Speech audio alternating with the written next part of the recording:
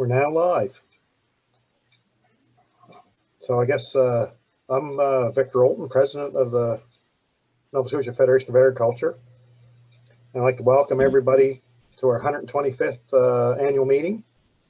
I guess this isn't exactly how we anticipated celebrating our 125th anniversary, but under current circumstances, this is the best we're going to be able to do. So the only thing I have regrets on is I wished I had bought shares in Zoom back in March, but I think we fellows would be quite rich now. We have a pretty busy week scheduled. We have changed to a whole week-long schedule with a few things going on every day so that everybody isn't sitting in front of their computer steady for a whole day or more.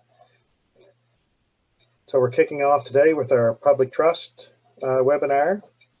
Tomorrow, Tuesday, we have soils. Wednesdays are young farmers meeting and a farm transition webinar. Thursday's our business meeting, and Friday we have mental health and Farm Safety Nova Scotia annual meeting. So the full schedule is available on the NSFA website, and I would just like to thank everybody for your support the last number of years. I would say this is my last AGM as president, and I've had a wonderful time and met lots of great people, and it's been a highlight of my farming career so far. So I would now turn it over to Jeanette, and she can get you started on today's webinar. Thanks, Victor. Good afternoon, everyone. It's a pleasure to be welcoming you to the first webinar of the NSFA's 125th Annual General Meeting week-long celebration. My name is Jeanette McDonald, and I'm the Public Trust Coordinator here at the Nova Scotia Federation of Agriculture. I'm going to take you on a bit of a public trust journey for the past year here at NSFA through Meet Your Farmer, and then we will have our guest speaker take over. There are a few points I want to go over before we get started. You have joined us today in a Zoom webinar, so we can't hear you or see you, and you can't turn on your video today. If you have questions, that we ask that you use the question and answer feature, which is down at the bottom.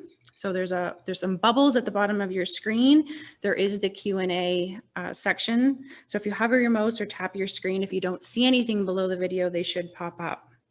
If you want to speak using your microphone, you cannot unmute yourself. You can raise your hand and we can unmute you from here. We have Catherine and Carolyn here in the office, and they're monitoring the question and answer section to make sure that we get all of your questions and comments in. In true meeting fashion, we have a door prize available today. Everyone that has signed into the meeting at the start has been entered into a draw for a Meet Your Farmer prize pack that we will send out to you. The draw is going to be announced after Clinton's presentation. I will take time for questions at the end of my presentation and then again before we wrap up with Clinton, but he has said that he would take questions throughout, so we will monitor the chat and make sure that we get those in a timely manner. And we do have a short evaluation for everyone on the webinar here today. It will pop up on your screen at the end. We will be using more webinar and digital platforms in the upcoming year as in-person meetings are a challenge, so we would love to have your feedback on how we can make these types of presentations better for you. Now into the heart of why we are here. Public Trust is a new program, if I can get my slide to work, for the Federation of Agriculture. It has been funded under CAP with the support of Agriculture and Agri-Food Canada and Nova Scotia Department of Agriculture. The work happening through the Public Trust program is building off existing brands, events, and partnerships. The Federation was in a strong position to springboard into this work. A coordinator was hired almost 12 months ago to the date, and that's me, and my work is dedicated solely to public trust. I'm on my second work plan, which has been built with the existing foundation of things like Open Farm Day and Meet Your Farmer. Because this is a new program, it gave us the opportunity to engage more people into the work. A public trust working group was formed, which has since transitioned into an official committee of the Federation. We have Lauren Park from Council, Amy Vanderhyde, Andrew Nielsen and Veronica Vermeulen representing our membership, and myself and Carolyn Vandenheuvel from the Federation, and Terry Green from Agriculture and Agri-Food Canada, and Rebecca Suxum from the Department of Agriculture. Only the council and membership seats are the decision-making voices on the committee. Getting into what was our single biggest piece of work this year, a new program needs a framework and shape. So we contracted Loft 32 to help us create a strategic plan for public trust in food and farming for Nova Scotia. We hosted an in-person session in Truro, which was pre-COVID times, and had an online session and surveys available for stakeholders to complete. And we also had the input of people from across the Canada, organizations that have been working in the public trust sphere for a while. We are very close for this piece of work to be going out into the world with the vision and mission we have for this work. So we ask that you stay tuned for that. Carolyn was able to attend the 2019 Canadian Centre for Food Integrity's annual summit last November. There was no event this year, unfortunately, but data continues to roll out from CCFI, and we will be sharing events that do come from this. Campaigns was another big focus for us this year. I hope everyone is familiar with the logo on the slide here. The Your Farmers, Your Nova Scotia campaign was officially launched in late June of this year. We worked with Alison Garber Communications to create this campaign, which was in response to what we saw happening during the first wave of COVID. But this campaign has been developed to be a long-standing multi-year campaign that lives outside of our time with the virus. So social media has been a big factor in this campaign and everything we have done this year, since all of our wonderful in-person events have been put on hold. Meet Your Farmer was already on Facebook, but we have since started on Instagram and have a following of about 7,000 people on these platforms. To help launch the campaign, we developed 2 videos, one with the Manning family and one with the Garretts. This was the last work trip that I would take for a while, it turned out. Resources is the next drawer of things that we have. I have 2 videos here on this slide, which is the one of the Mannings and the one of the Garretts, and I'm not going to play them today because if your internet is not super fast, then it kind of gets bogged down in the slides, but they are available on our YouTube channel on Meet Your Farmer. So if you're interested in checking them out, you can head on over to YouTube. And these are just a few graphics from our campaign, how we are displaying our profiled farms and recipes that we have as part of this campaign. So resources is the next thing that we've been working on. And this is how we create and store supporting materials for farmers and industry. So this year we made a PT resource webpage, which lives within the Nova Scotia Federation website. And we also refreshed our Meet Your Farmer website this year. This is meetyourfarmer.ca, and it features our campaign and events. So you're going to find farm profiles, recipes, coloring sheets, event information, food safety resources, and links to Taste of Nova Scotia to help direct you to where you can buy local. I created some social media resources this year and fact sheets for industry, and supported the Department of Agriculture in the creation of a podcast series on building trust. And we will be hosting a training session early 2021, which has been built for the podcast, and that's going to be an online training session. And finally, in this section, we procured and branded a series of event resources for the county federations across Nova Scotia. So these have gone out to all county federations and are available for use.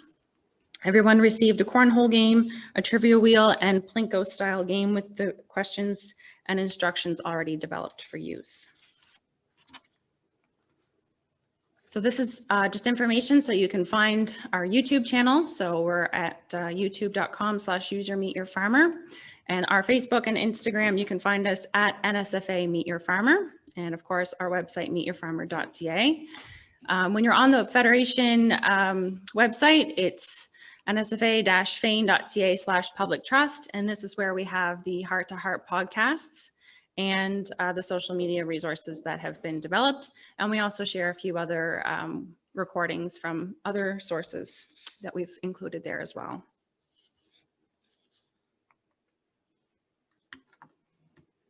Events this year looked a little bit different for us. Before things shut down, we were able to host a great event with Dalhousie University on Canada's Ag Day in February.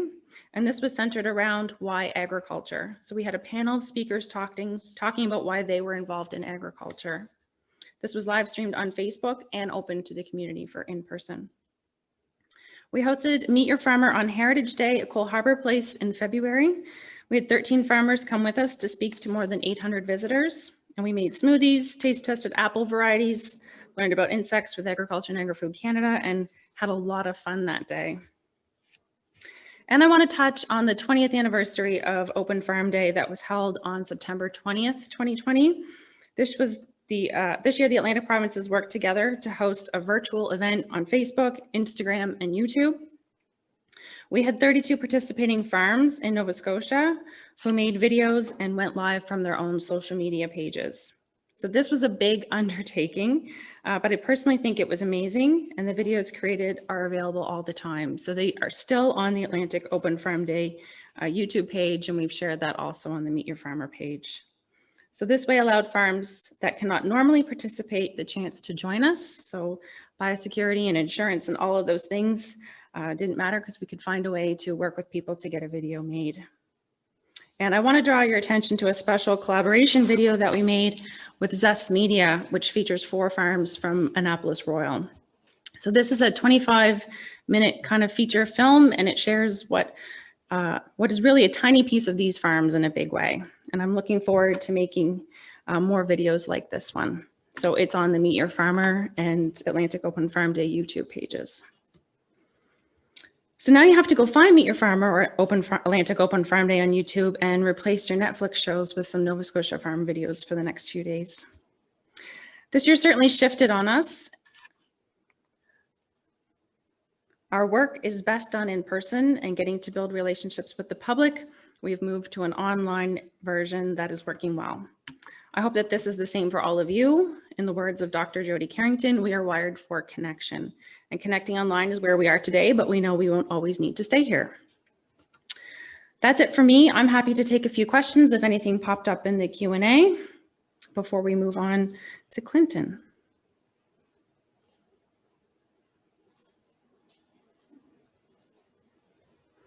I don't see anything coming up.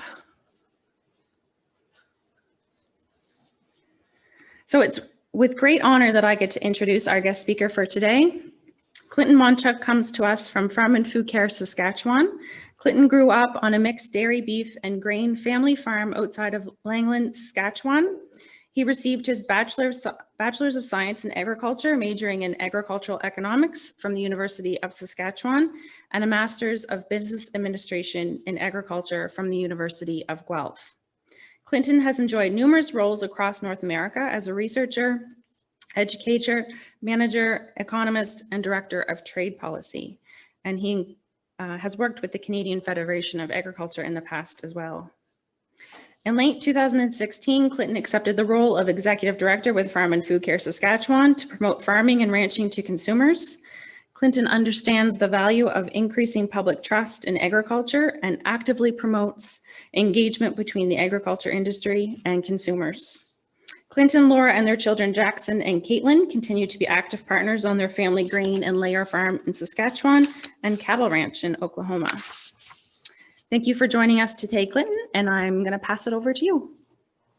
Excellent. Well, thank you very much for that kind introduction. And I think it really, as I pull up my slides here, I'm very impressed with what you've accomplished in a short time in Nova Scotia in terms of advancing public trust. And I give you kudos to that. And I look forward to some of our discussions later on at the end of this presentation, but even after that, hopefully we can continue the discussion, I guess, around what you're doing and some of the areas that I think would be a good fit with the Farm and Food Cares and what you're doing in Nova Scotia. So good for you for that.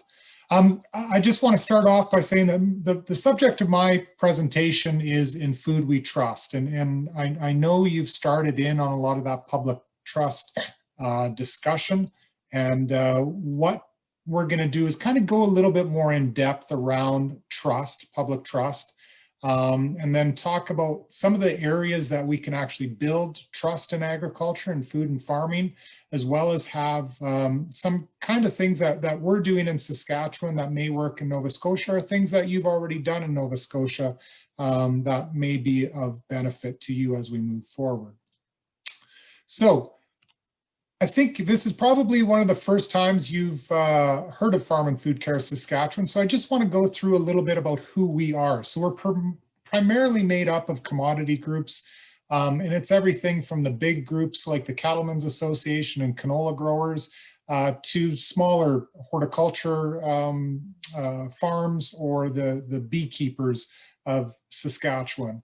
But really, they all have that common goal in making sure that we are advancing and talking to consumers about what we're doing. So if you go back in history, there were a whole bunch of animal councils throughout Canada. I believe Nova Scotia had one as well. The thing was, it was only focused on animal agriculture. And when the realization kind of struck that animal agriculture is not in its own kind of vacuum on this, there was a lot of outside sources trying to change views in terms of what modern agriculture looked like on the crop side. Some of the organizations ended up melding into kind of all the commodities. So there's Farm and Food Care Ontario, Saskatchewan, Prince Edward Island, and we all have this common desire to have conversations with consumers to make sure that we're telling them truthful information about how their food is being grown within their respective provinces. And we do it through a series of events that increase public trust, and we'll get to that a little bit later. But one of the things that I do want to talk about right off the bat is we don't pick winners. And what I mean by that, and I think it was said that we have a layer farm. I grew up cattle and dairy. We're not saying one commodity is better than the other, and we're not saying one method of farming is better than the other. We want to make sure consumers have that information, whether it's organic, regenerative, conventional farming, and let them pick what they want with the truthful information. And we're going to get to some reasons around that here right away. So my first question, and I guess Jeanette had indicated if you want to raise your hand and we can let you talk, or maybe just put it in the Q&A. What do you feel is the biggest threat facing agriculture in the next 30 years? And I like to kind of start it off with this to just give some perspective from who's on the call in terms of what you feel some of those big issues are out there. And if I don't feel scared to do it, first time I was a little nervous too. Okay, here, ooh, we got a chat. Oh no, so you can chat. Okay, so the chat function works too. Climate change and feeding a growing population, Loren. Excellent, yes, definitely agree with you on that. Are there any other ones? I know climate change, especially under the current federal government, I think is more front and center than it would have been, say, in the past government. And if anything, it's going to be more pronounced, especially south of the border, as we move forward as well with Biden in the seat as president. Any other possible threats that you feel that are coming up? I know there's a lot of different things, and don't feel obligated. If you do think of anything, just feel free to offshore competition. Yes, trade. Okay, now we're getting some more. Excellent. Yes, these are great ideas. Great things that are coming up. And what I want you to think about is as you move forward to the next generation, either on your own farm, what are some of those factors that you're going to have to be dealing with when it comes to agriculture? Labor shortages, Rebecca, I agree with you 100%. So let's go through some of these things. So one thing, and it was mentioned, trying to feed the world. Not only are we have undernourished people in the world right now, we have overnourished people. And for the first time ever, we're looking at nutritional requirements and how some, and mainly in the developed countries, are getting too heavy, and the undernourishment in mainly the third world countries is getting smaller, but still exists. But we have a changing kind of balance in some of that. So there's one issue that exists. Nobody mentioned it, but something that has come around in the last probably 5 to 10 years is antimicrobial resistance. If any of you have actually had the opportunity to go, or I shouldn't say opportunity, if you've had to have surgery in the last few years, one of the first questions that the doctors will ask is if you've ever had an antimicrobial or antibiotic resistant bacteria in your body. And that kind of changes a little bit of the regime that they use to give you antibiotics afterwards. So this is something that maybe wasn't as big of a problem, but is increasingly become a problem. But I think the agriculture industry has done a really good job in terms of trying to address that. And those of you who are poultry farmers, I think you can, or hog farmers, you'll see that some of these restrictions on class 1, class 2, and class 3 antibiotics exist. Global food security and some of the discussions around that. Climate change was mentioned before. Definitely something that's going to be more prominent as we move through in this next generation. And then how that relates to food production. What are we doing in terms of the release of, say, methane and nitrous oxide? And what are we doing to put some of that back in, those greenhouse gases back into the soil, and the effects around that? We've seen a little bit more your consumption from a meat lover's diet to a vegan diet, and some of those comparisons that I think get put up quite a bit, maybe not so much right now during COVID, but it definitely was front and center for quite some time. And then GMO foods. Those of you who are crop farmers and happen to be growing GMO corn, I think you probably get a lot of these questions about this. So these are all issues I think that we're facing. But I think one of the biggest issues we're actually looking at, and it's a threat that we miss every day, and this is what it looks like. We have more of our population that is getting their information from online sources, and some of it is media, mainstream media, but much of it is not. Much of it is social media. And the problem with social media is I can be an expert with a click of a button.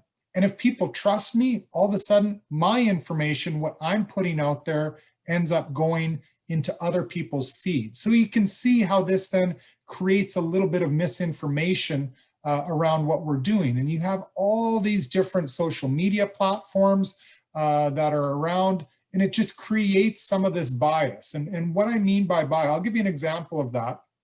I can create my own bias on Twitter, and I actually decided to do this a little while ago, where I wanted more followers, and I wanted, my target audience was young mothers. And it was the demographic in terms of who's buying the food. So young mothers. So what I did is I followed young mothers on Twitter, and then boom, they started following me. I thought, well, okay, I'm going to use something a little bit more exaggerated and start following travel bloggers, even though I wasn't a travel blogger. And I had really no interest in it. But as soon as I started doing that, all those people started following me, and I built up some followers that had nothing to do with my background, but just my interests. So then as a result of that, it creates some bias in what we're doing. And this is where it feeds on itself. And you can see as the generation goes on, if you talk to some of these younger millennials or even young kids, they have all these different social media channels that they follow, and it creates some of this misinformation when something is fed inappropriately into that mix. Now, this kind of relates then to some of the lack of trust in science and technology, and I'll walk through a couple examples of this. And I'm not trying to cause any fights with these slides either.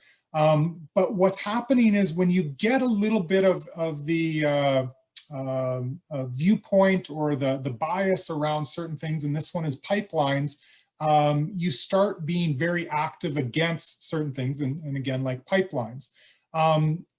The thing is, we still produce fossil fuels, whether they're transported into the coast in Atlantic Canada, or they're drilled out here in Western Canada. You still produce it, and you still have to transport it. So then the question is, what's the science say behind the transportation of oil? And the facts around this and the science around it is it's safer to transport it via pipeline than rail. And I can attest to that. We've had two large derailments around our farm that have been very detrimental to the local ecosystem as a result of oil and burning. And it's been fairly detrimental. So then the question comes in, well, why aren't we actually listening to the science on this? And a lot has to do with the bias that we receive. Similarly, and we're going through some of this right now with the pandemic around vaccines. And for those of you who would have grown up in the polio epidemic and the situation, we have some neighbors down in Oklahoma who are still have physical ailments as a result of this. If you could go through that and experience that, your view would be a little bit different on your view of vaccines. And to the extreme of this, in terms of viewing the world as flat, and any science you read about the world, it's a sphere. However, there's a movement now of individuals that truly believe the earth is flat. And if you have an opportunity to have a conversation with one or two of these, it gets pretty interesting pretty quick. And it's all related to what's called the Dunning-Kruger effect. So what it means is, it was a study done back in the late 90s. When you have a little bit of information around a subject, but you are so confident that you are right, you are going to tell the world. And that's exactly what they do. But now, instead of just telling your neighbors or your family members or the people you see in the grocery store, you have the power of social media. So you can tell everybody who follows you, and your confidence is extremely high, and you really want to talk to everybody about this. The issue is when you start talking to scientists or people who have devoted their entire lives to different things, you find the more you learn, the less confident you are in this curve. And the reason around this is because the more you learn about a subject, the more you know that it's complex. There's more interconnected sides to it. And it makes you want to learn more, which ends up kind of flowing that experience. And agriculture is not immune to this science thing. And a lot of agriculture is science, but we can see there's definitely more animal rights activism that's a result of this, a lot due to social media, the comments, the lawsuits, a lot of the things happening around genetically modified crops or pesticides is out, it's front and center, and then it gets shared so much more on social media, and it creates a little bit more of a negative tone to what we're doing when it comes to food and farming. So Jeanette had mentioned before that you do have the Canadian Centre for Food Integrity data, which is excellent, and I have a few slides here to go through around this. This is the new data that was just released a few weeks back from John Jameson. This question's always asked, is the Canadian food system headed in the right direction or not? And you have up until 2020, roughly about a third, give or take, every year say it was headed in the right direction. And again, this study involves somewhere around 2,000 Canadians from coast to coast. So then the question is, well, what happened in 2020? There's a huge increase in the amount of people that said, yeah, we feel that it's going into the right direction. And I had a chat with John about this to understand the statistics behind it and the reasoning with consumers. And a lot is the fact that more and more consumers have seen now farmers because of COVID. Because of the issues that existed back in March with food shortages, there was more mainstream media that talked to farmers, understood the process with animal agriculture, the food system. So there's more knowledge that was put out there in more of a truthful manner. As a result of that, I feel that more Canadians now feel that the Canadian food system is going in the right direction. So this is kind of a little bit of a silver lining from COVID when it comes to food production here in this country. But I expect as we go through and COVID becomes something hopefully of the past, that some of this is going to change again into the future, and we're going to go back to our similar levels around 1/3 of Canadians feeling we're going in the right direction. So So then the question is, what are consumers talking about? Well, they have questions around what farmers do and why. They don't understand the impacts that we're doing on land and the animals that we grow. There was just a documentary this last weekend that I happened to watch on W5. Sometimes it's hard for me to watch some of these kind of very anti-animal agriculture reports, but I think it's good for us in the agriculture industry to see what consumers are seeing so we have a better sense of trying to answer and respond to some of the questions that they would have. So there are questions around there around what's happening with your animals, what the impacts are going to be, the long-term viability of the land, and whether or not farmers truly do care about whether or not they're growing food. And when you kind of put this all together, it's about trust. There's a question around trust with farming. So then to kind of go back and look at this in a psychological point of view, so why does that exist? And this is a little bit more interesting to go through how we've got to this place right now in society here in this country. We've become more urbanized as a population. And not only that, so when we've become more urbanized, before in previous generations, that just meant people were moving from the rural areas into the farms, or sorry, from the rural areas or farms into the city. But there was still some sort of tie back to a farm. This tie no longer exists for a lot of the population. Less than 3% of the population now has a direct tie to a farm. Think about that.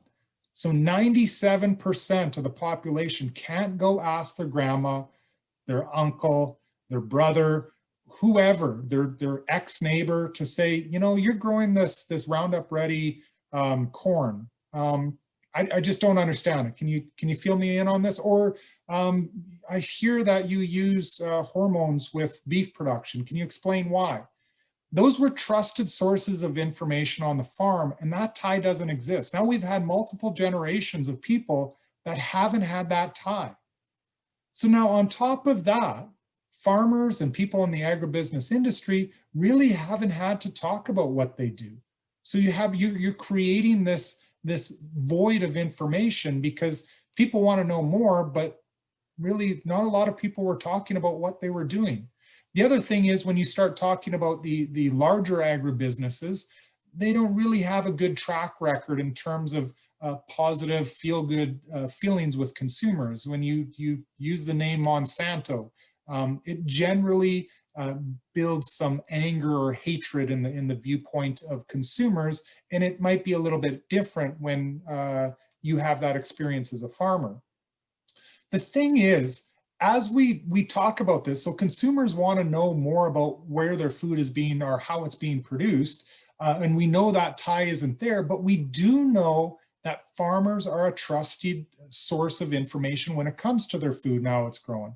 And you can see in this continuum of different, and it's great to see the politicians are fairly low on the list. I don't think that was a surprise to anybody. But when you see how highly valued farmers are, it's like you're walking into a room of consumers and there's already a significant level of trust for what you're about to say before you even open your mouth.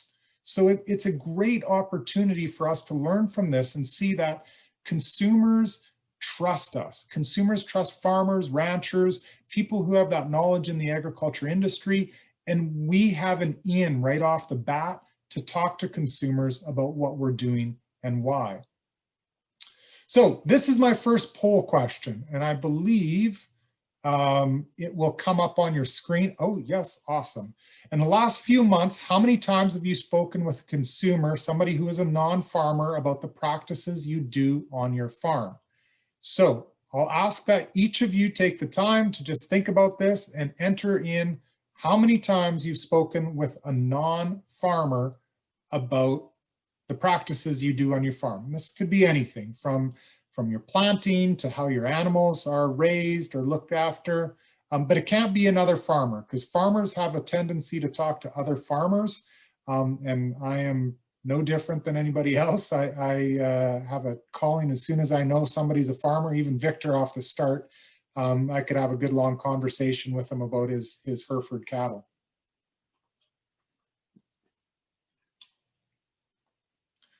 So we'll just leave it up for a little while longer. And I think at the end, the results come up.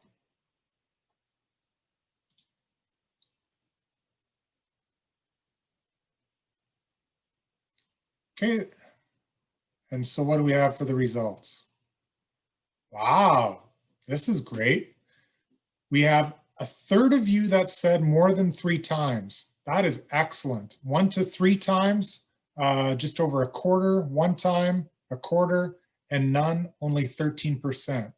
Excellent.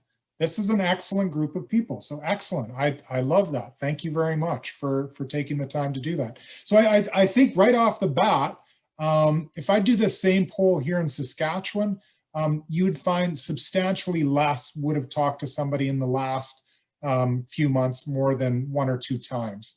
So it's great that you have a closer tie to consumers. So just going through, consumers are getting information about food. In your case, you have a stronger portion that is actually coming from you, which is great. But if it's not coming from a farmer, where is it actually coming from? And this is where it gets a little interesting to see some of the avenues that are actually being either used as educational sources or being watched as factual information about how your food is being raised. So these are all Netflix documentaries that at one point in time were on Netflix. I don't know if all of them still are. I think What the Health is still on there. But they all have different biases, and they all promote some level of fear in whoever is watching that documentary about whatever subject it is. It could be the cattle industry, it could be the wheat industry, it could be the meat industry in general. But when you look at all these documentaries, you find out that either the directors or the producers or whoever has some sort of hidden agenda around it. Either they want you to buy or go vegan, or they want you to lobby against, say, the modern wheat industry. Whatever it happens to be, they have this hidden agenda. And if you don't come to that documentary with more of a critical thinking mind, you can easily be swayed on your decision on what is in fact true. And then on top of that, you have individuals who are celebrities that use their celebrity power to actually influence what you're doing as well when it comes to purchasing habits around, say, dairy products. This is Joaquin Phoenix, who accepted an Oscar, would have been about a year and a bit ago, and took to the airwaves to promote how awful the dairy industry is. The irony in all this, and it was mentioned in my biography, we had a dairy farm growing up. There's a direct relationship to the health and the wellness of those cows and how much they produce. So it's obviously in a farmer's best interest to make sure that that cow is as healthy as possible.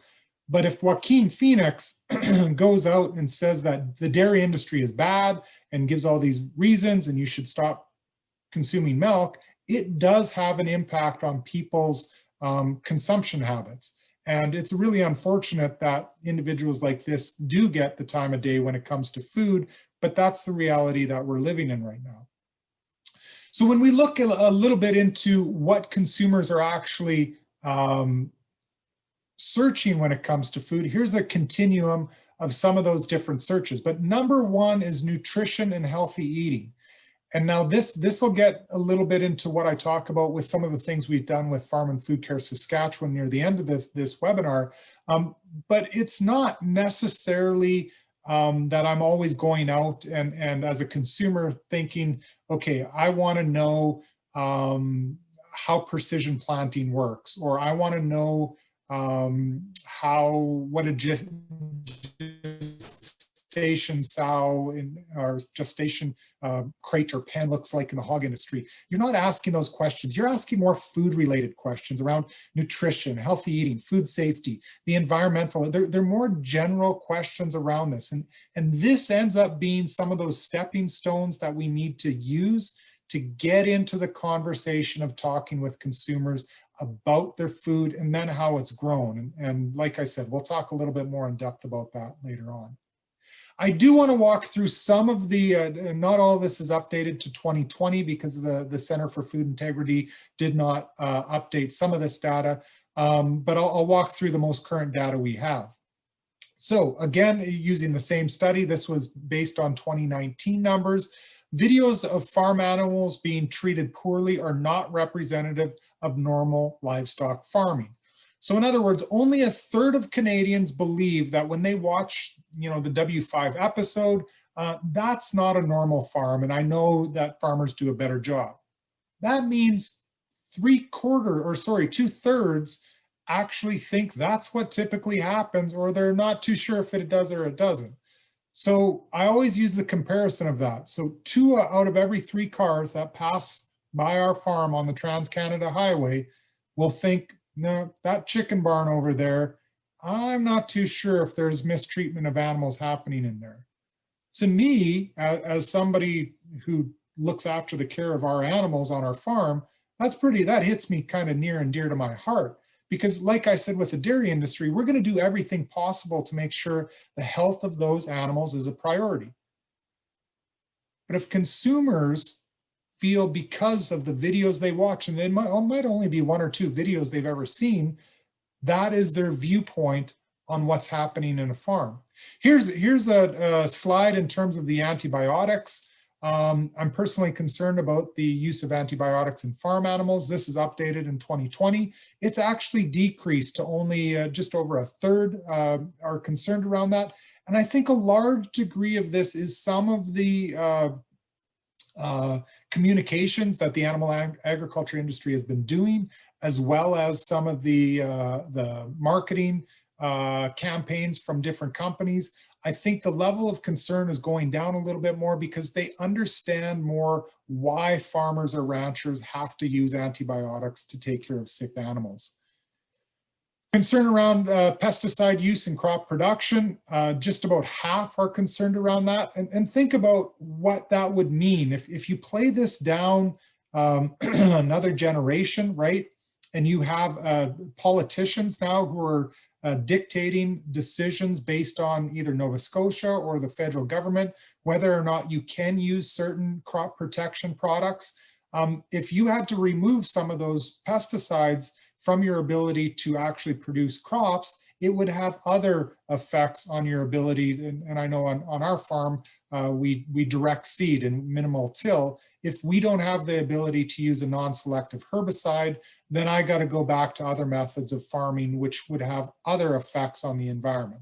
So again, a little bit of a disequilibrium when it comes to consumers around this.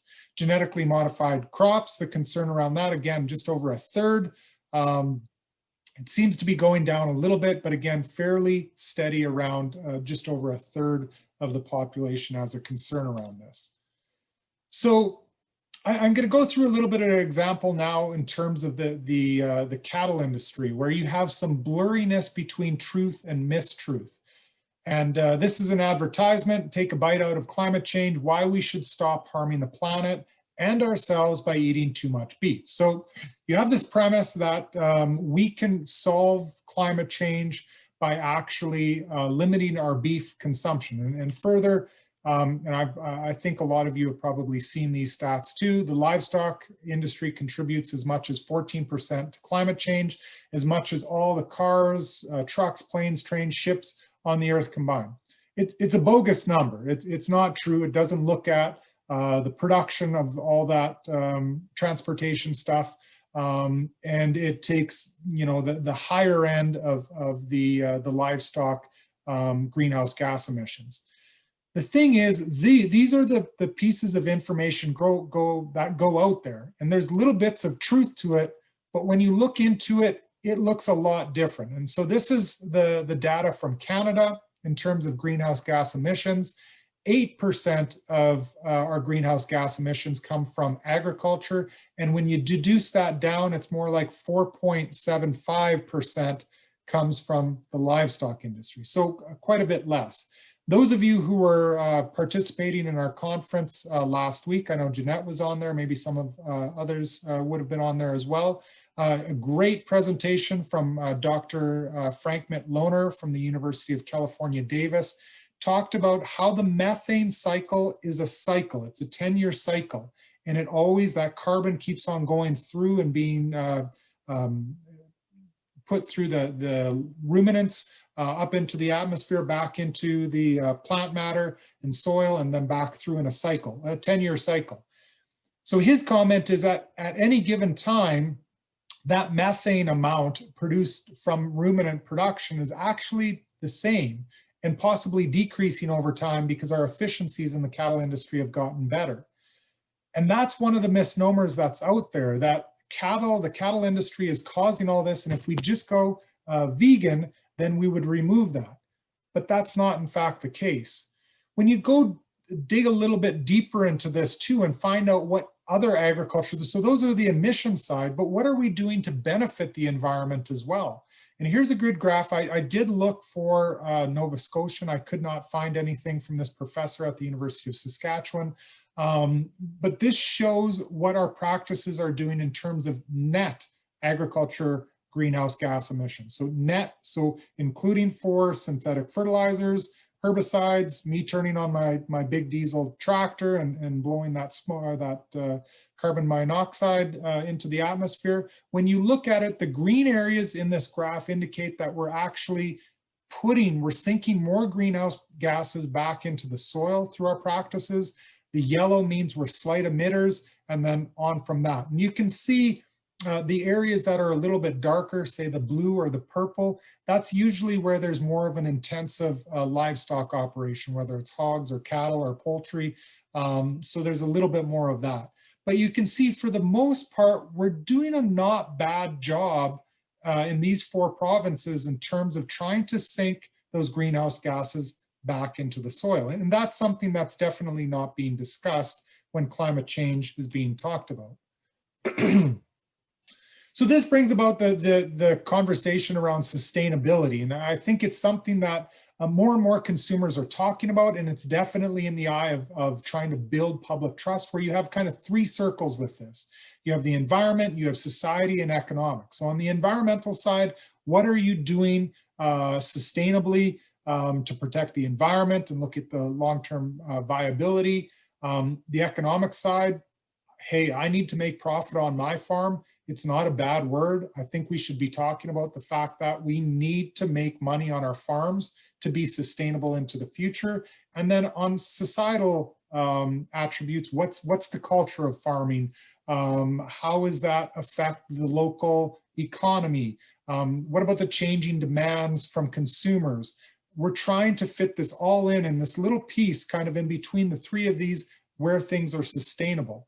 And this is where a little bit of that narrative kind of changes from consumers to where farmers are. And this is where I would argue that we need to change a little bit of the narrative around this.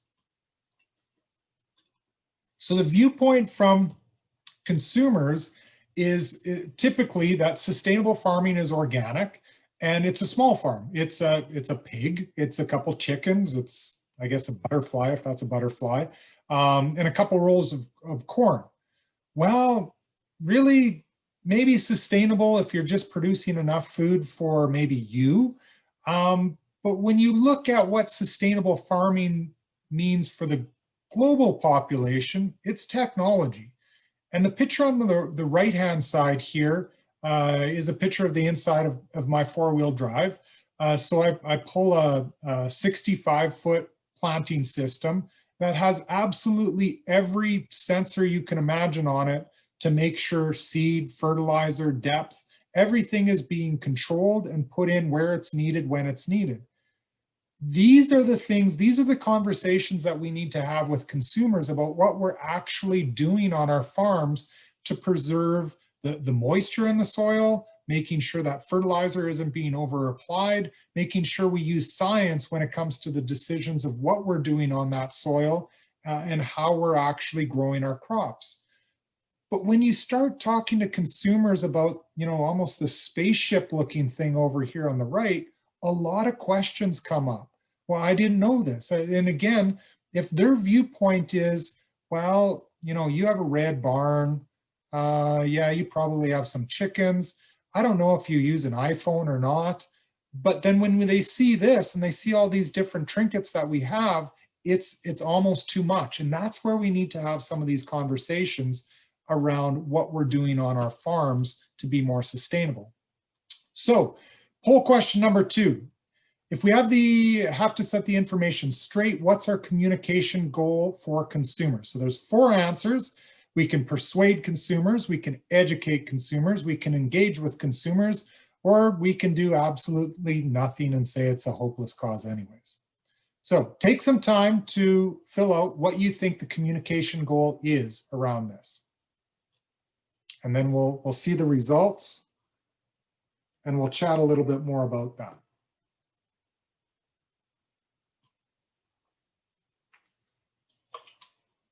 Feel free to, if you do have any questions, to put in the question and answer section. There is the chat function as well. Feel free to use that. And like I said, we will have some time, hopefully at the end. I think I'm doing good on time, to have some conversations about what you can do on your own farm or with the Nova Scotia Federation of Agriculture. And I can't vote in the poll either, so I'm not going to sway the results, just so you know. So how are we doing? Do we have a majority of the people signed in? Okay, the results. Wow, I think Jeanette's doing an excellent job. Okay, we're going to walk through this a little bit more. So roughly a quarter of you say educate and 3/4 say engage with consumers.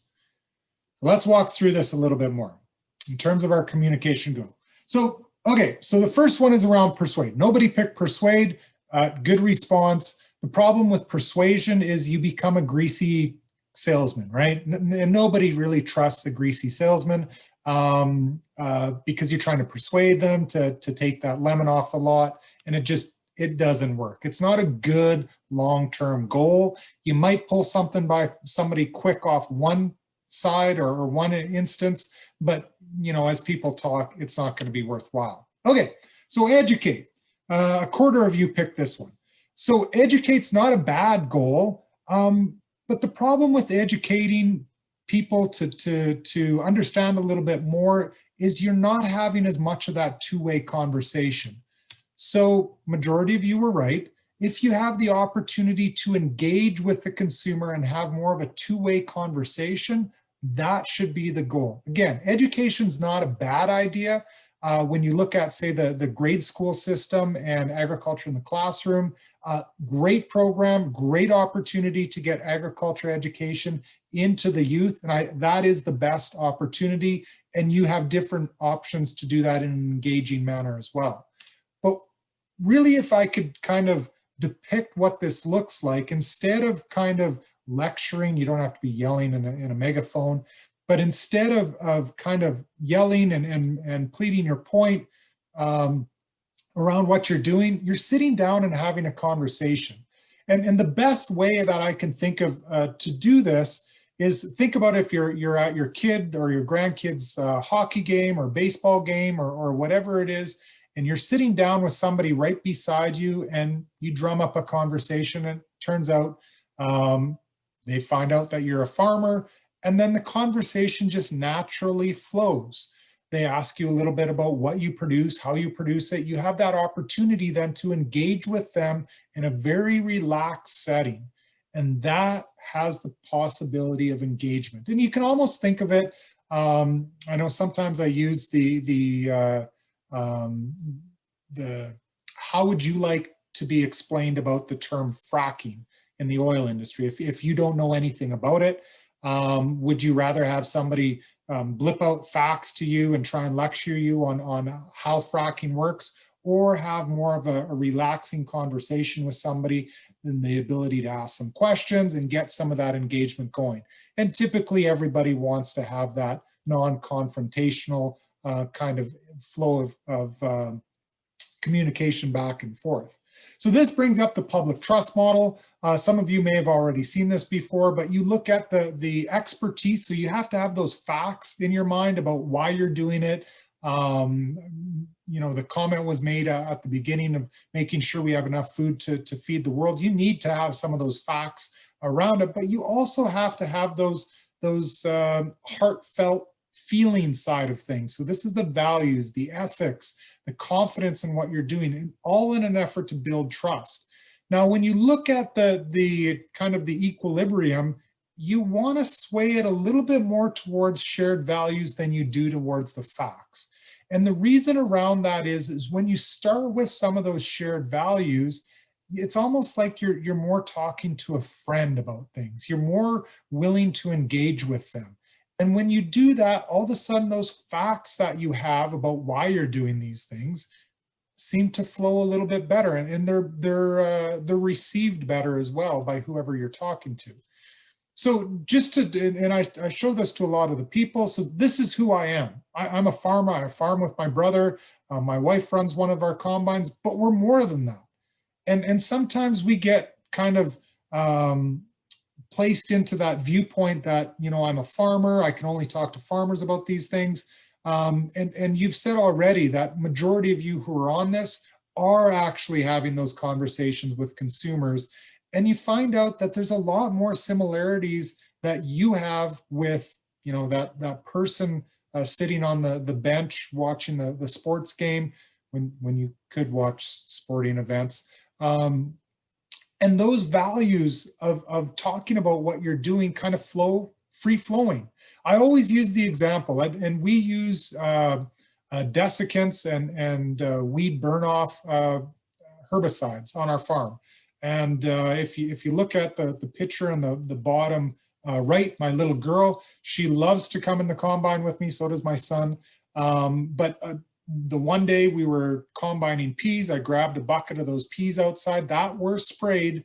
I think it was 10 days before to have them dry down. And we washed those peas and we used them in soup.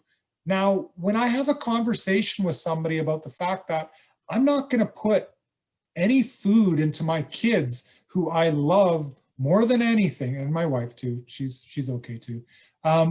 More than anything, I want to make sure their health is a top priority, right? So when they see that I've actually used this product, I've then got the peas off of the field and I've fed them to my kid, it's a different story. They can see the value and the trust that I have for them. And there's a lot of strong shared values that are out there. I use the example of my family, and that's just the stage that I'm at right now in my life. But there's grandchildren, there's your spouse, there's traveling. Isn't it interesting when you're traveling and I would say in Nova Scotia, you probably typically go more to say Cancun or Cuba. Isn't it interesting when you meet people from, Nova Scotia when you're down there, or even Canada in general, all of a sudden there's that shared value of your appreciation for our country.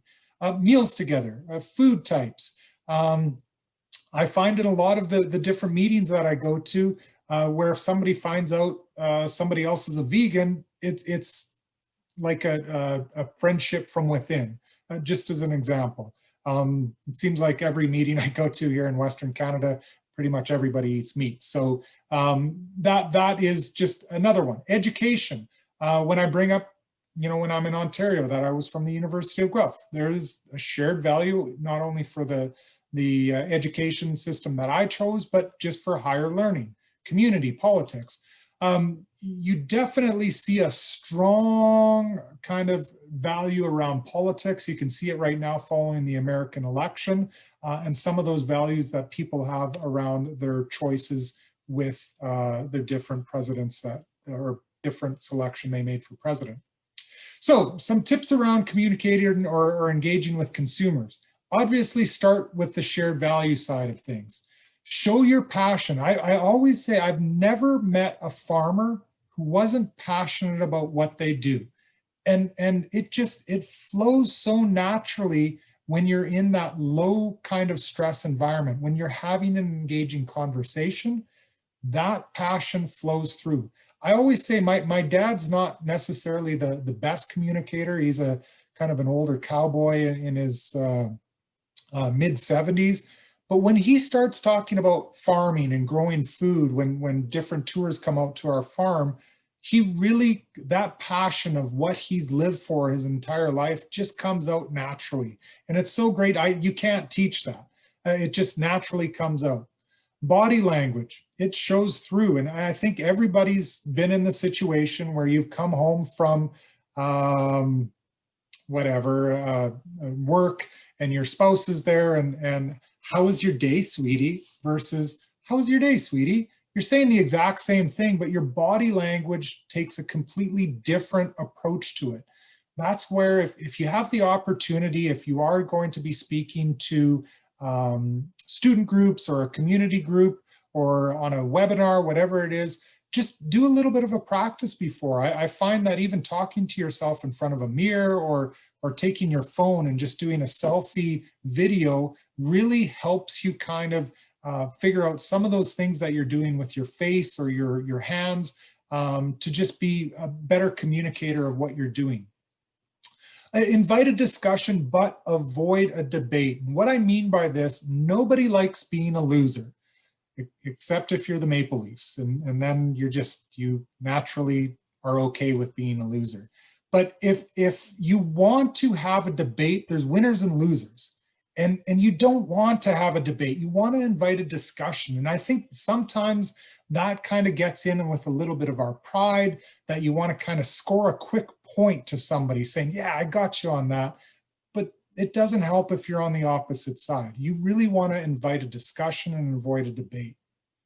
If you don't know the answer, be honest. Say you just don't know. I've been in different situations where people have asked me about goat's milk.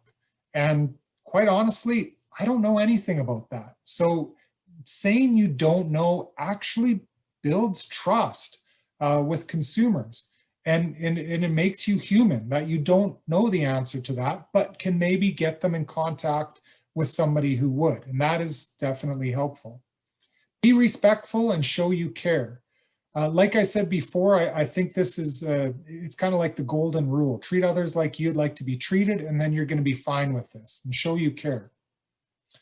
Don't start a food fight. I'm going to walk through a little bit of that right away. But before I get to that, question and poll number 3, this is the last one. Have you ever argued with someone that your food that you grow on your farm is better than theirs? Have you ever had one of those discussions? And I think we have a poll question for this. Hopefully. There we go. So have you ever had this argument with somebody that what you do on your farm is definitely better than theirs? So your answers are yes, no, kind of, but really mine is better than theirs. So just take the time, and again, this is just to get us to think a little bit about the area of where we're going to go into in a little bit. I seriously had nothing wrong with my throat until I started talking this morning. It's definitely drier air here in Saskatchewan than it would be in Nova Scotia. Sunny, but a little cooler than +9 that I hear it is. So where are we at? So again, have you had this argument or this discussion about how you grow your food and that it's better than somebody else's? Okay, what do we got for the results? No, 86% have indicated that they have not had that argument. Well, I give you guys a lot of credit for that. One indicated kind of, but mine really is better, and 10% indicated they have. Okay, so let's walk through this a little, and I appreciate your honesty and your responses here on this. Let's walk through this a little bit more. The problem with having a food fight is again, it's like a debate. You're saying what I'm doing is right, what you're doing is wrong. And I think to a certain degree in the food system, we've had some of these conversations where we say that, you know, my way of organic farming is better than your way of conventional, or vice versa, or now there's regenerative agriculture in there too. The problem with this is it solves no problems. It ends up becoming, when farmers start fighting about what they're doing, it just looks bad from a consumer's perspective. And the other thing is, consumers physically demand a lot of these different products. And I use the example all the time of the egg industry. So on our farm, we grow free-run, white, omega-3, vitamin D enriched eggs, okay? A specific market segment. Well, it turns out consumers actually do have a demand for that specific of an egg. Is my egg any better than a conventionally housed white egg? Not really, other than the omega-3 and the vitamin D. There's no difference in the egg, right? Nutritionally, it's going to be pretty much the same. So it's all just in how we kind of spin some of these things. But the fact of the matter is, it's great that we have numerous different farmers out there growing this different food, because then that helps make sure that we have Canadian farms who are actually producing that demand. So the other thing that I want to talk about, sometimes we get kind of into this area of discussing what we're doing on our farms, and we have what I call loaded words. Now, I'm not saying that you can't use these words, and I've used them in the past, but it's better if you kind of explain them a little bit better, or why you would do that. So beak trimming, tail docking, castration. The W5 article was talking about hogs castrating the weanlings. And again, it brings up some negative viewpoints around that. And if you're going to use those terms, you better be willing to explain it a little bit better. The word producer. The problem with producer from my perspective is you automatically have a high degree of trust for the word farmer or rancher. So I'd rather use those words than not. Cake, crage, slaughter, factory farms. Again, you can use these words, but just be careful in how you're actually using them. The big thing, and I was reviewing an article here before I started this webinar. The big thing that I see a lot, and maybe this is more so in the ranching community, is the comparisons around babies or human personified kind of views with their animals. And what happens with this, and again, I saw it in the W5 article, then all of a sudden you look at that pig or that cow or calf, and all of a sudden you view that instead of an animal that is making protein for humans, you're viewing that as a pet. And that is a different, people will sleep with their dogs or their cats or whatever.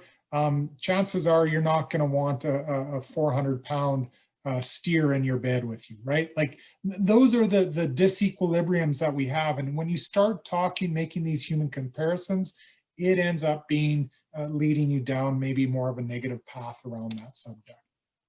So, and again, feel free to post some questions. I figured there would have been some more by now, but we'll get to some more later on. I do want to walk through a little bit more of some of the things that we're doing with Farm and Food Care Saskatchewan that might tweak some of your interest in Nova Scotia that maybe you could do, or maybe you're already, like some of the things I think you're already doing, like your open farm days. I give you 2 thumbs up for that. Those are great events. One thing just off the cuff, we do have the sister groups in PEI and Ontario. The Real Dirt on Farming is an excellent resource that you can use for free of charge. It goes through a lot of those hard to explain questions that sometimes you get about farming, whether it's GMOs or hormones or antibiotics, and gives you more of a conversational way to answer them. Farm Food 360 is a virtual farm tour that you can actually promote a lot to the education system, or just with your own family to show kind of the inside of different operations, whether it's there's a brand new chicken one, the dairy industry, grain farms. It just gives you more information in a 360 view from different farms. Speak Up Training.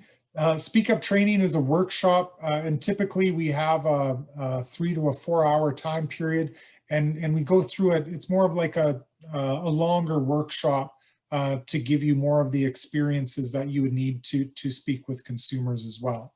But I want to focus on a couple things. This is one that I think actually has more of again, that engagement piece. So it's called Agriculture in the City, and effectively what we do is we bring agriculture into the city. We have it in a mall in Saskatoon. Typically we have around 4,000 individuals who will come. Obviously with COVID, we're gonna have to switch we just canceled it in April of 2020, and April of 2021, we'll probably look at doing it online. But what we do is we bring every aspect of agriculture to this mall, from the animals that people can see, the farm animals, to the science around it, and then to cooking it. And I think it's a great opportunity to actually have consumers look at the full gamut. And what that ends up meaning is a lot of these youth that are going through see agriculture then as a viable career option as they move forward. We do have one question here. Farmer or producer versus farmer. In your opinion, does the public see farmer as a small straw hat and overalls type versus producer that may convey a bigger, more commercial type? We've had this discussion in a couple different groups I've been in, and curious to hear your thoughts. I'm not too sure if I would see farmer as a smaller kind of producer of food. I would say if you say the term rancher, I don't know what comes to your mind, but I see, black Stetson, chaps riding a horse, mountains in the background. You see the typical kind of Alberta viewpoint of a rancher. Farmer is a little bit different. I think you're right that there's a lot of plaid shirt, overall, bib overall kind of thing. But I'll be honest, if you look back at my pictures, what was I wearing? I was wearing bib overalls. Sometimes I have plaid shirts on or a plaid jacket. I do kind of dress, I don't have a straw hat. I'll give you that. So I do understand what you mean, but I see the word farmer relates a lot stronger. You already have that positive perception from consumers. So that's why I would rather use the term farmer when you're explaining what you're doing. But you may be right to a certain degree, and it may be more regional specific too. Maybe in Nova Scotia, that's more of the viewpoint than what you would have out here in the western part of the country. And just so for your view, I am a Maple Leafs fan too. That's me with the Matthews jersey on. But even with this with Ag in the City, because you're showing all the aspects of agriculture, you're not just looking at primary agriculture, you're looking at the science, the cooking of the food, different recipes and handouts that are there.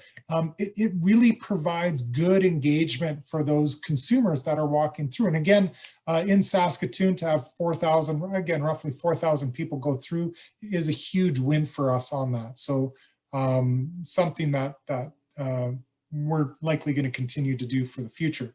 Okay, so tours. You've already mentioned in your open farm days that you had, and Jeanette can correct me if I was wrong about this, but I think you said 20 or 30 farms that opened up their doors to the local public. Wow, great job. Excellent opportunity to have that tour of your own farm and be, quite frankly, very honest and open about what you're doing on that farm. Yeah, over 30 farms did this. That is absolutely excellent. And I think part of it too, in your region where you live, it's not as your urban and rural centers are a little bit closer to each other as well versus in Western Canada where there's significant areas between. But the idea of having these tours actually promotes a huge amount of trust to those individuals. And we end up offering two big tours, one with food influencers and one with students. The food influencer tour, these are people that we actually purposely pick to have them then organically talk about their experience. So all these pictures here are either they're dietitians, travel bloggers, food bloggers, film producers. They all then promote what they saw through social media. And it's actually turns out to be a huge win for us, because then they organically talk about what their experience was. So on our influencer tour, they end up reaching, even though we only have about 12 to 15 influencers that come, we reach roughly 340,000 people as a result of that. Great mileage for what we're doing. In terms of the students, we have two groups that we look at. One is the culinary arts students. So these would be future chefs. And I know you have some excellent culinary arts schools in Nova Scotia. And the other one would be the pharmacy and nutrition students at the University of Saskatchewan.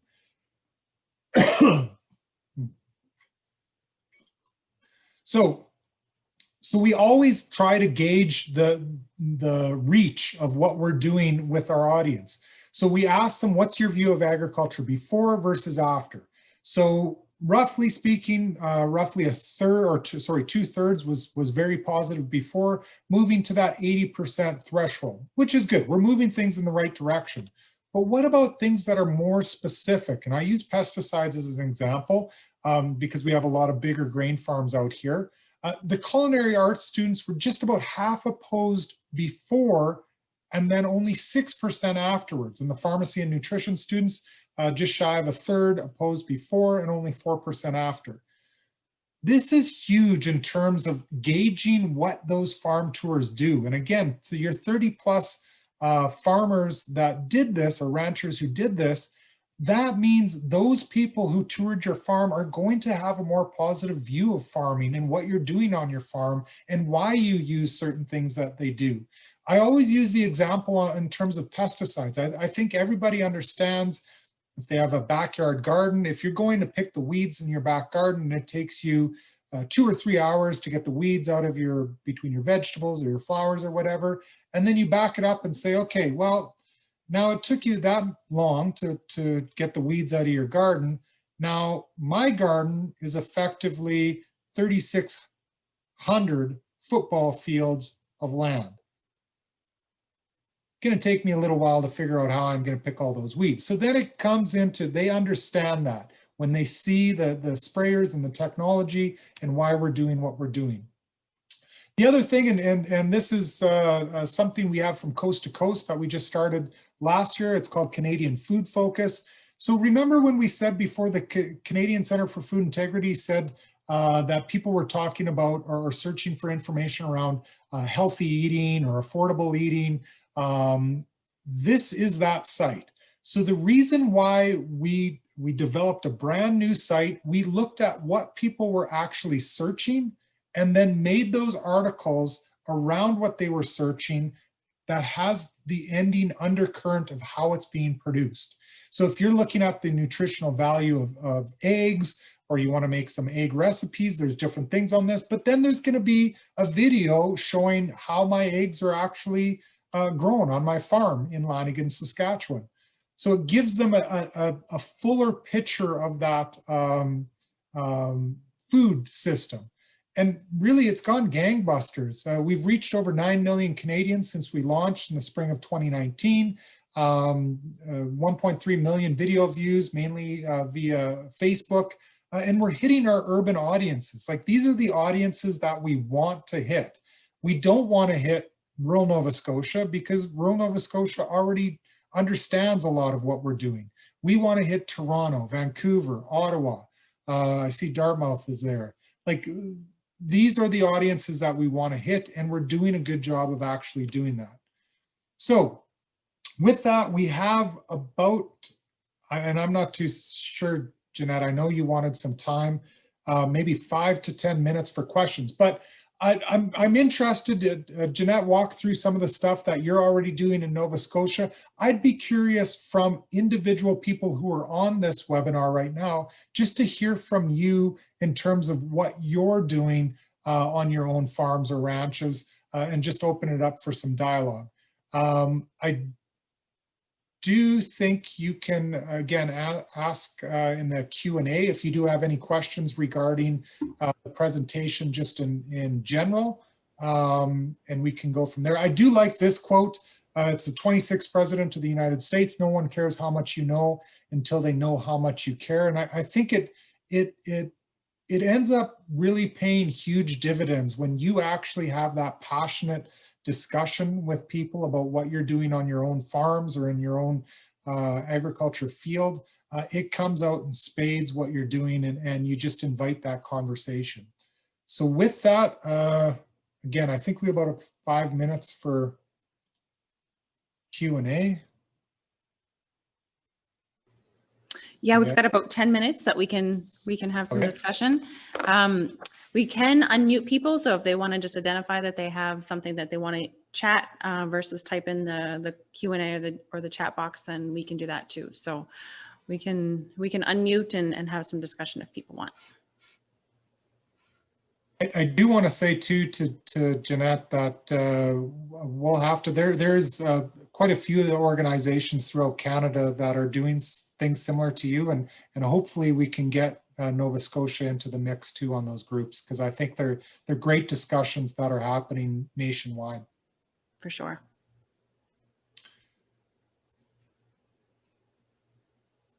No questions?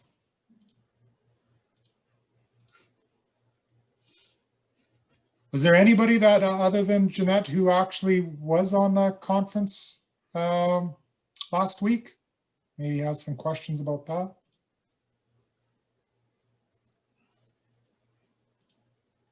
Nobody? You can ask me anything. Hi, Bunch. Yeah, I was gonna say, maybe you don't like the color of my combines. I am totally. You scared them off with that Maple Leafs jersey. Oh, we do have somebody. Give it a try, Lauren.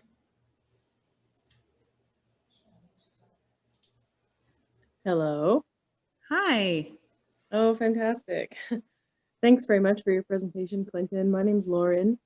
I am just wondering, my farm does deal a lot directly with consumers, which we're really happy about. We welcome the opportunity to talk to a lot of people directly, but we do also struggle with negative media, not directly about our farm, but about maybe our industry and commodity group in general. I'm just wondering if you have any maybe tips or thoughts on how to kind of play damage control sometimes, or try to kind of keep ahead of that. And out of curiosity, what do you have, Lauren, on your farm? I'm a beekeeper. Beekeeper? Okay. And I think close to mind, again, this W5 report that came out this weekend on the hog industry. When I watched it, I was a little bit upset that the hog industry was not interviewed in the report. Think about any other industry when you have part of that industry that doesn't stick up for what you're doing. So in case in point, whatever negativity that you're reading in the media, if the industry and the commodity organization isn't actually talking about what they're doing and why they're doing, it just creates a level of doubt in the back of their mind. And I know, but prior to my job, I worked in the chicken industry for about 10 years. And that was our number one thing. If there was something out there in the media, we wanted to make sure that you actually had a farmer's voice to say what we were really doing, and trying to be as open and transparent as possible. Because when you don't do that, those blanks end up getting filled by some other special interest group. So in terms of how to discuss it, I think it comes back to some of those discussions in terms of like engagement with consumers, where you're going to have things that you can comment on and things that you don't know the answer to. But I think you do need to provide a level of response to their concerns if they do have them. It's pretty tough when it's generic and kind of more widespread. But if somebody has a legitimate question, then I would say take the time and the opportunity to do that, which it sounds like you're doing, right?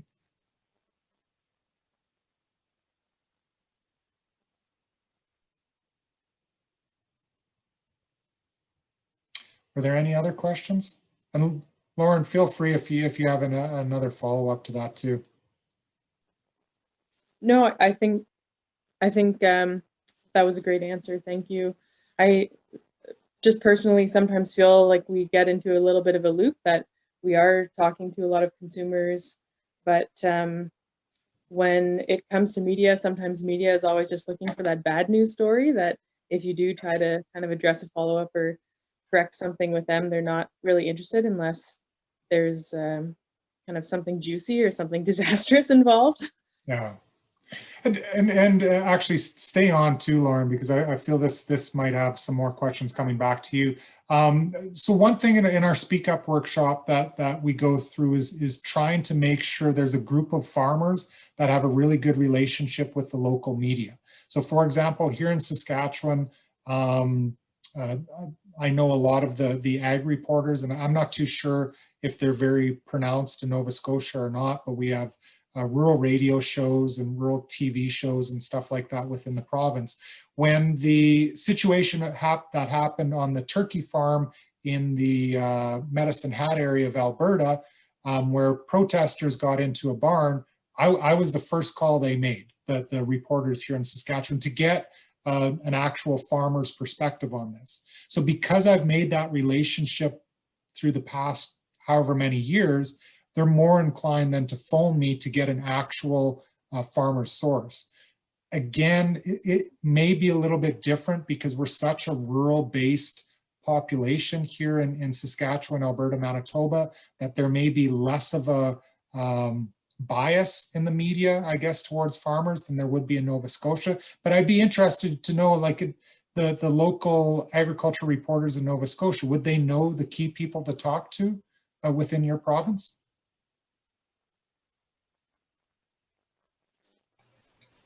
Yes, well, Victor here. I know Catherine in the Federation office there has made good contacts with a lot of media sources, and we've done a lot of interviews in the past year. So I think we do cover quite a bit of that, in my opinion. Good, good, and that's really when those negative comments come out or stories come out, hopefully there is the unbiased nature of the media, and I know it's not always the case, because you're right, Lauren, the fear sells more than, you know, common everyday thing. I use the example, nobody sends out a press release from the Saskatoon airport indicating that they successfully landed 300 planes today, right? Nobody cares. But as soon as you get one plane that tips its wing or something like that and clips a post, well, you know, it's huge in the media. And similarly, I think we have some of that where there is an opportunity sometimes to do proactive media and be on the offense. But when that defense comes in, they need to make sure that they call, like Victor said, the spokespeople for the industry. I see Peter has his hand up.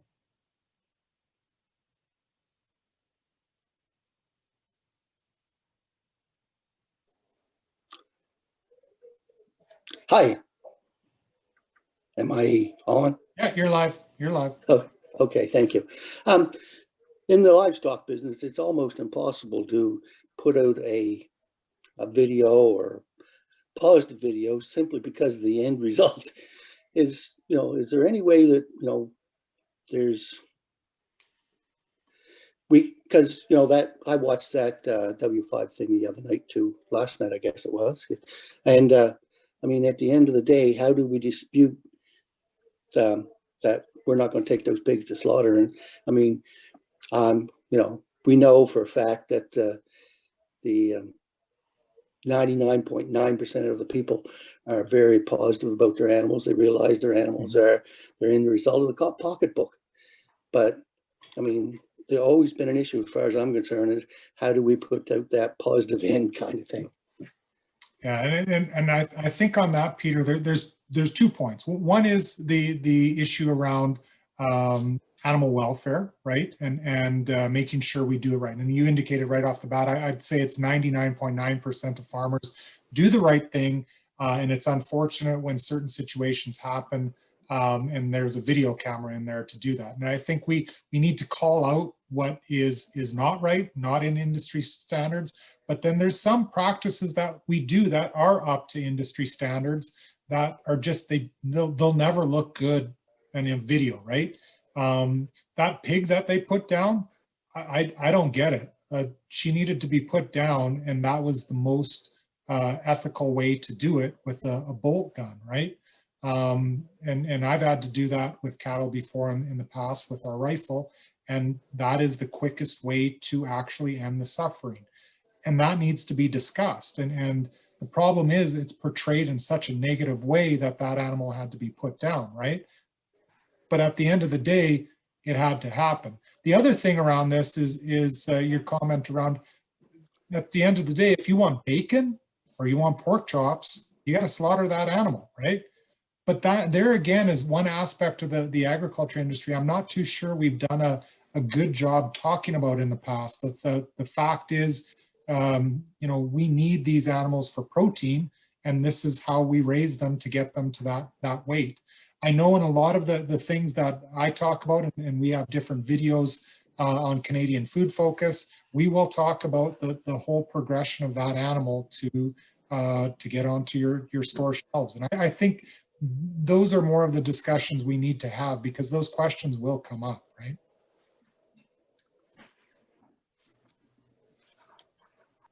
We have time for one more quick question if anybody Thank you. has anything else. You're welcome, Peter.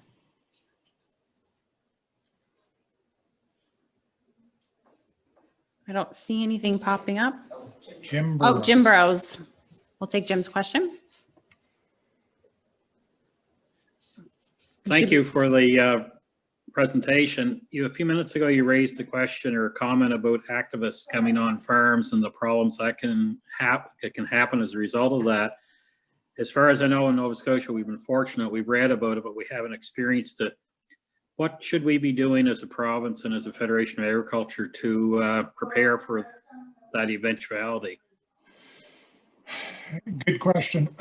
Right off the bat, limiting those individuals who are coming onto your farm and making sure you understand who they are. If you have the biggest way those individuals are getting videos is they're falsifying resumes, and they're getting into work on your farm. Obviously, before that, make sure your farm is working in tip-top shape.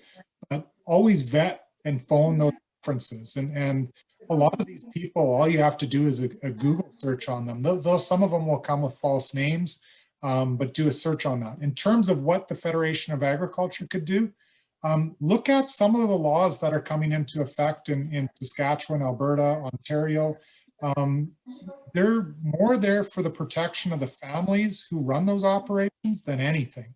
And we've seen a lot of instances now in Ontario where people have been threatened, family members, kids have been threatened. People have actually been waiting in the driveways to hurt farmers because they're protesters. And it really is unfortunate that we've come to this situation, but my response to that would be to try and make sure you have good legislation around trespassing that exists.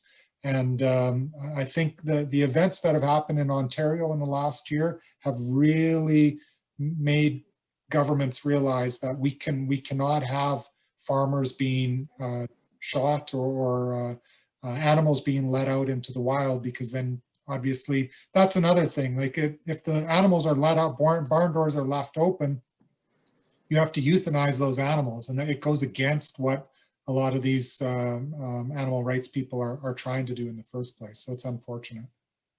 So I hope that helps, Jim.